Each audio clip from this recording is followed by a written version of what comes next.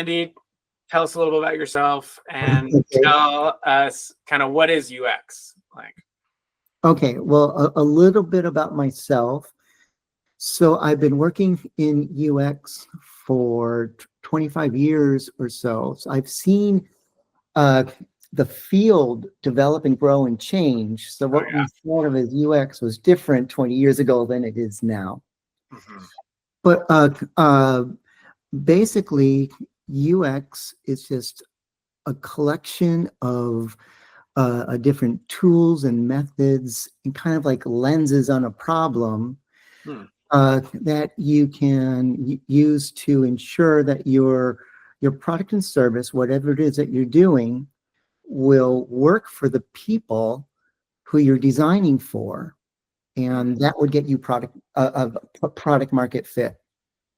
Okay, so it really does come down to that experience and product market fit, and yeah, giving some guidance, yeah, of how do you accomplish that. That's what you're. It's like a toolbox in a lot of ways. Is that?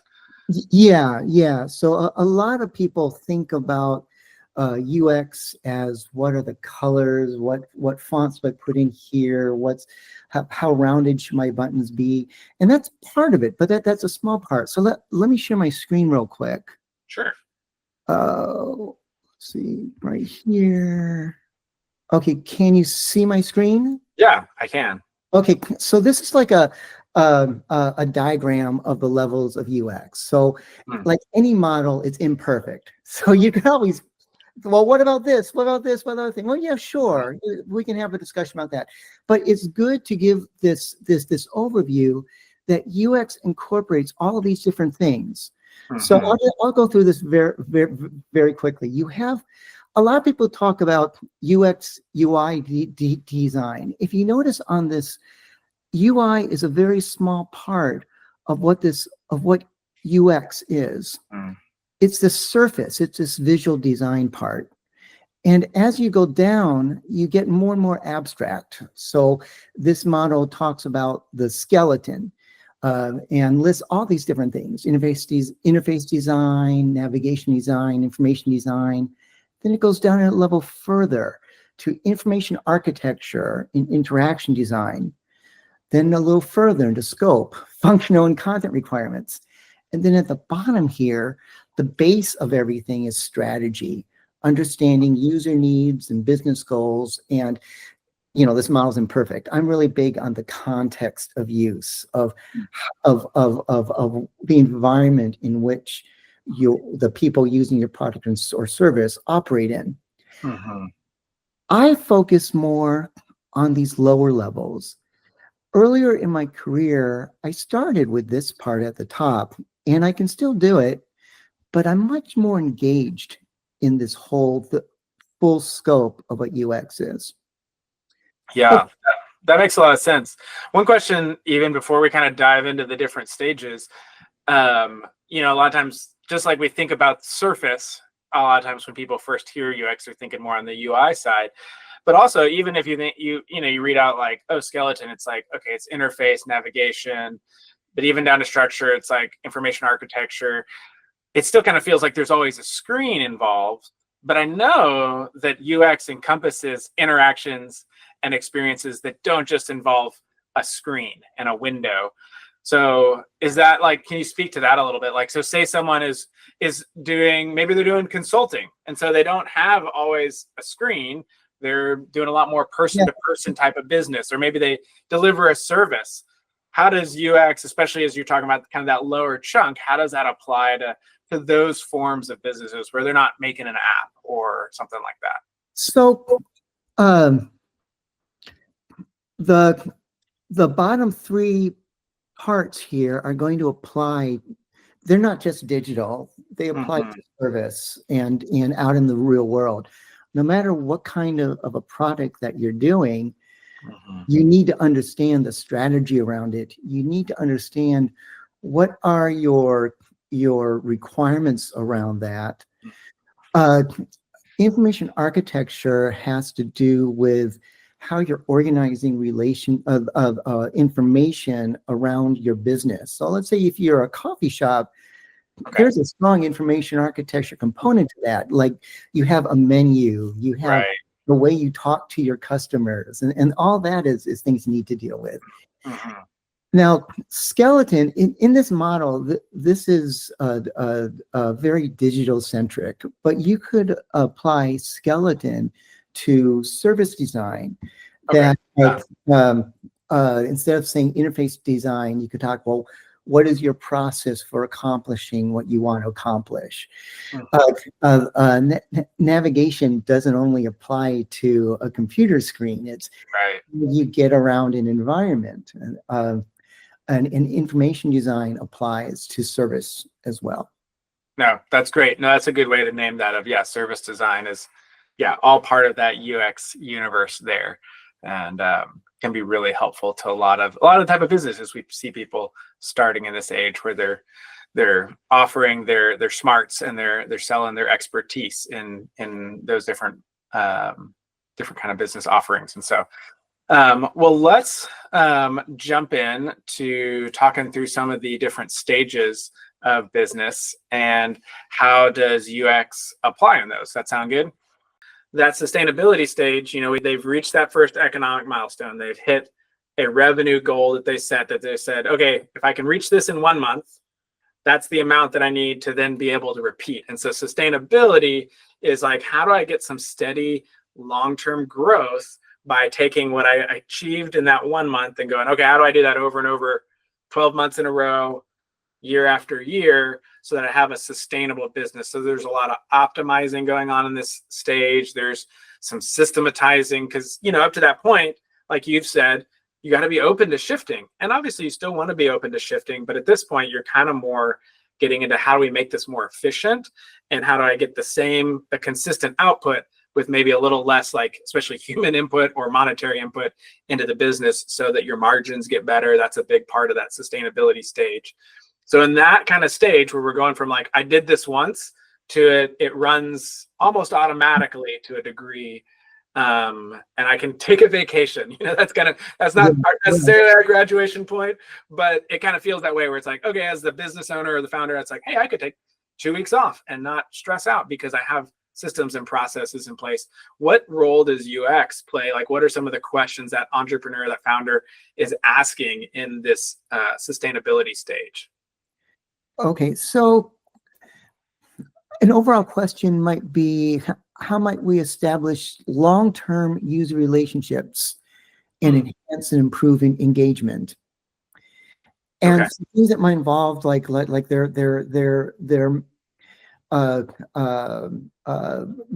at this point, you may be building customer care and ways for maybe there's ways for customers to self-service and problems they have. And you're trying to reduce the load on your team in that sense of like the self-service. Yeah, that makes sense. But the UX methods and techniques are really going to be just the same thing for these earlier stages. It's identifying where the issues are, analyzing them, looking at patterns, and coming up with actionable solutions, prototyping those solutions to validate them, and then visualizing them to the extent that they can be implemented. Yeah. And testing after that, verifying that they actually work like expected. Yeah. So one of the things we talked about this in our earlier stages as we were going through those, but this, what a UX expert brings in here, a lot of it is facilitation. And it sounds like you said, we're asking similar questions in this later stage. But one of the challenges that we see a lot of entrepreneurs have in this sustainability is they've built this business up to this point. And so there's like an ingrained, like, all right, this is what I got to do. But to then make it sustainable, it may need to change. And it can be hard to see that when the business has been right here in front of your face and you've been so focused on it. And so it sounds like that's actually, it's not so much that the entrepreneur needs questions to ask themselves. They really do need that outsider coming in and looking at it from a fresh point of view, because it's kind of that what we call, the curse of knowledge, is that business owner, they know they have all the answers, and so it's hard to actually even ask the questions afresh. And so it does sound like that's a big part of it, is you're not necessarily asking new questions, but as an expert facilitator, you're asking them in a way to look at the problem anew, because it's in a new stage. It's in a new stage of maturity. And so the way that business operates needs to shift, but that can be a maybe an untethering or uncomfortable change for the entrepreneur. And so that UX facilitator sounds like you play a key role as a guide in there. Is that an accurate read there? Yeah, and as the startup grows, there's more people involved in decision making. Yeah, that's a good point. Yeah. How does that play out? Why is that important there? Well, so from a UX and design thinking perspective, as you bring more people in, you want to make sure that you're incorporating their ideas, that they have a seat at the table, and that everybody has buy-in and everybody is aligned on what we're doing and why and what the priority is. And the more people you bring in, the more difficult it is to do that. Yeah. So how does UX tools and techniques help with that problem? Well, it's really pulling things from design thinking and facilitation, where you can kind of have like regular leadership check-ins, and this will be a combination of sharing information that you've gotten from feedback, and kind of like having people really ask your similarity in some of these things. I vary this depending on what's going on, but the simplest thing is, hey guys, everyone, let's take a couple minutes, and from your perspective, what's working well about our business? You know your question here. Yeah, it's in the early stages we were asking the customer. Now we're asking our leadership team those same questions. Yeah. Then you ask them what's not working well from your perspective, and then where are there opportunities for us to improve in our business? So the important part here is that everybody is doing this individually, and they're visualizing it like in Post-its. Not saying UX people like Post-its, but by doing that, they're recording their conversation, and then the after you've done that, we say, well, let's share. Everybody share first. What are your roses? That's what things are working well, and everyone talks about what the roses are, and as they talk about it, you cluster them by similarity, and it's a conversation around it that's important. It's a conversation that gets alignment and buy-in, because as a group, they're telling me as a facilitator how to cluster these, and we do that for the roses, what's working well, the thorns, what are the problems, what's not working well, and where are the opportunities, the buds. And then we'll have the themes will emerge, and okay, ask the group to what would you name this theme. So they have the name of the theme. Now we can identify, we can see where the opportunities and problems are, because those will have the most problems or opportunities. And then we'll sometimes it'll be immediately clear which one to focus on. Other times we just might do a vote. When we have a theme that's been identified, this is important for us to focus on. Okay, that's now our problem. And we state the problem in a way to encourage solutioning, basically by saying something like, how might we blah, blah, blah. Yeah. And then we'll do another activity to brainstorm on how might we blah, blah, blah, blah. And then there's other activities that you can do after that to flesh out a concept for a solution that then can be further refined by your UX people. Yeah, that makes sense. So yeah, that's really an interesting call out as you're talking through that a lot of these same UX, UI, human-centered design thinking principles, as we go from, existential discovery, adoption, and now we're talking about sustainability, some of those techniques and questions haven't really changed, but who we're asking them to and what we're doing with those insights has shifted according to the stage of maturity that our business is at. It sounds like, so someone's in this sustainability stage, they've built out a team, we're talking about facilitating this in a leadership type of meeting.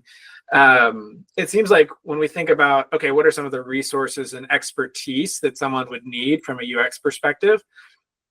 And even as you're describing this, some of what I can imagine is, hey, I might need someone to come in and facilitate to help us work through a problem, or I might need someone, kind of what you're describing, to teach. If let's say I'm the leader, to teach me how to facilitate, how to do those roses, thorns, and buds, how to do taking what I hear and reframing it into a how might we, so that I can integrate that into like my weekly cadence with my team or my one-on-ones or whatever that looks like. But then there's also times where it's like, oh no, I need someone like you just come and go, Andy, we're stuck. We can't quite figure out how to optimize this part of our business or how to solve this churn problem or and it might be, we need someone to come in who's gifted in the facilitation, because it's like, hey, we probably have the expertise, but we can't figure it out together. And sometimes it's good to have somebody from outside because they don't have the political baggage within the company. Yeah, that's a good thing to name there. Yeah, that makes sense. Are there any other resources or expertise that are good for a founder at this sustainability stage to be aware that they may need to leverage?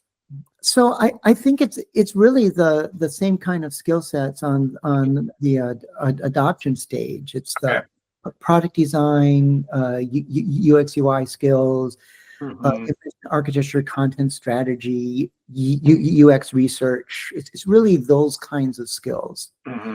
And you're doing the same kinds of activities. You're getting feedback from your customers and making it actionable, and then trying out ideas to solve what you find, and then implementing it. Yeah. And so it would seem like at this stage, most of those type of expertise, whether they're full-time or contracted or whatever, they're probably reporting to whoever's in charge of sales or whoever's in charge of product. Maybe that could be in some businesses, they bundle those together into one person. But right, is that kind of where those expertise are probably reporting up or contracting under those leadership points? Probably mostly under product. Okay. So even some of the the content management, or would that maybe land a little under sales, or you see that still under product to a large degree? Content strategy. Content strategy. Yeah, sorry, that's what I meant. That depends. So there some of that. There's where the content lives, kind of. Is that what it's depending? What's that? Yeah, depending on like where the content lives, like where in the customer journey. Is that kind of? It could be. It's more so who that could be around. Well, first of all, there needs to be a lot of collaboration, and there shouldn't be silos. That's a good call out. Yeah. But there's a product component to this and a marketing component to this, and they need to work together. And maybe this is a role, or maybe there's someone that there's a content role around on the marketing side and a content role on the product side, and they need to work together. Yeah, because you don't want someone to love what they're hearing about the product and then get in there and not be able to map like, oh, I heard all these benefits and this value that it's going to give me, and then I get in there and I'm like, I can't find that feature that I saw on the marketing website inside the product or in my service. And if those don't really intuitively map together, you're gonna, again, that's gonna create that churn that we're trying to avoid as we optimize in this stage. Yeah. All right. Well, let's kind of wrap up here and talk about like the overall, like, we've talked about each of these stages here, but if someone's just chiming in for one of these videos talking about an individual stage, give me just kind of like a recap as we've gone from existential all the way through saturation and then kind of an event. Just give me kind of a recap view of the role of UX as a business grows and matures. So the role of UX across all these different stages is really very similar. Mm-hmm. This has to do with how formalized and if it's fractional or full-time permanent roles who are doing it. Mm-hmm. And just what goes across all of the stages are things like doing user research to find out about your customers and the environment in which they work, mm-hmm. and then documenting that in an actionable way. Okay.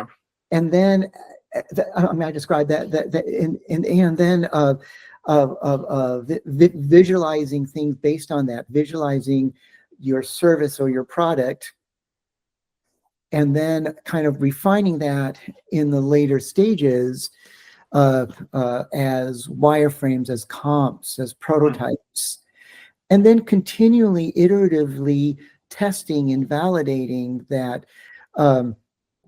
you're on the right track, or that you're identifying where you need to shift as your customers or market shift. Yeah, that makes sense. So no, I appreciate you walking through each of these stages. This has been really helpful, and I encourage anyone watching these videos, if you're catching just one of the stages, maybe watch the two adjacent stages, the one before and the one after that you're currently in, if you haven't watched those already, because it's really helpful to get kind of a picture as you've really fleshed that out. So well, and I would add, after watching these, if you have any questions, reach out, and I'd love to meet and chat, and I'm happy to answer any questions you have.